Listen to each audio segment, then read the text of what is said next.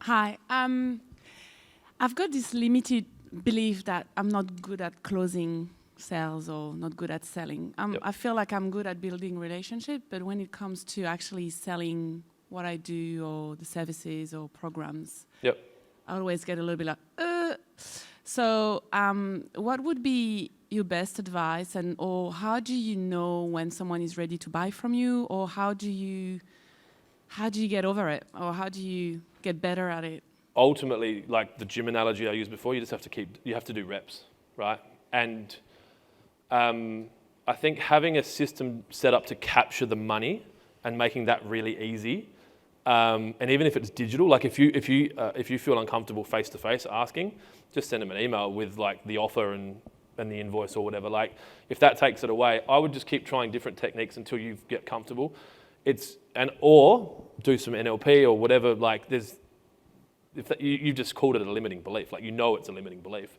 So do some work on that. We honestly, like I said before, as soon as you can detach yourself from needing it, it goes like it doesn't matter. Like you send the offer, and if they say, well, what's the worst that's going to happen? Like they're going to say no. And the more you do that, the more comfortable you'll become with it. I'm so comfortable with it now. We're playing with the idea of starting another business from scratch, just to document it, and just going like, pick another business. And Jody will be like, don't do another one. But just do that. And I think honestly, do reps. You just have to keep asking, set up a system to capture the sales. Like you just said, you're great at building relationships. So what happens next? You just be friends? Is that what happens? No. So you have closed some sales. So what worked with that? What did how they work? Did you feel more comfortable with them, or do you not think you're good enough? Like the value's not the order, what you do is not good enough. I guess it's more the face-to-face. Yep. So it's kind of like, having this relationship and then, not suddenly, but then talking money and trying to close and making sure that it's the right time to talk about it. Yep. This is, yeah. I've never, and this is probably like going further on what you were talking about before, I don't think about, is this the right time to ask, right? And if you say, look, like, what do you do? I run a non-for-profit center for moms. So Okay. I'm in the charity. So who are you trying to get money from? Investors or sponsors or government? Yeah, there will be like donors, funders, but also some moms that will invest in themselves and come and. Yeah. So you'll go to an event, meet people. What do you do? I run a not-for-profit. Oh yeah, that's interesting. All right, give me money.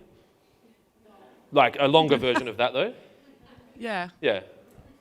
I think if you could create, like for that specifically, I'd create something digitally that's easier to send and share and have good tracking on it. So there's a lot of software you can use now. I think Boomerang is one of them where it'll tell you if the email's been read and it's been looked at. And I think HubSpot would work well for that. It's hard for being a not-for-profit. And send them stuff and see, like, do you mind? And ask for permission. And this is something I had a conversation with someone about recently where they're like it was actually a very similar conversation. Like, I don't feel comfortable asking. And when we send offers, I actually said to this person, just ask for permission to be persistent and say to the person, like if you've met someone at an event and they're like, oh, that's really interesting, because you're not just going to throw this email at them. Like they've got some kind of interest and you go like, would you mind me sending you this? Yeah, that's fine. So they've given you permission.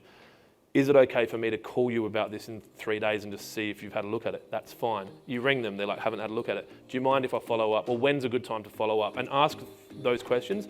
I think you'll find if they give you permission, you won't feel as much guilt or stress about it. Because when you ring them, if they're not going to be rude to you, but if they are, you're like, I'm only ringing because you said now is a good time. If it's not a good time, what's a good time?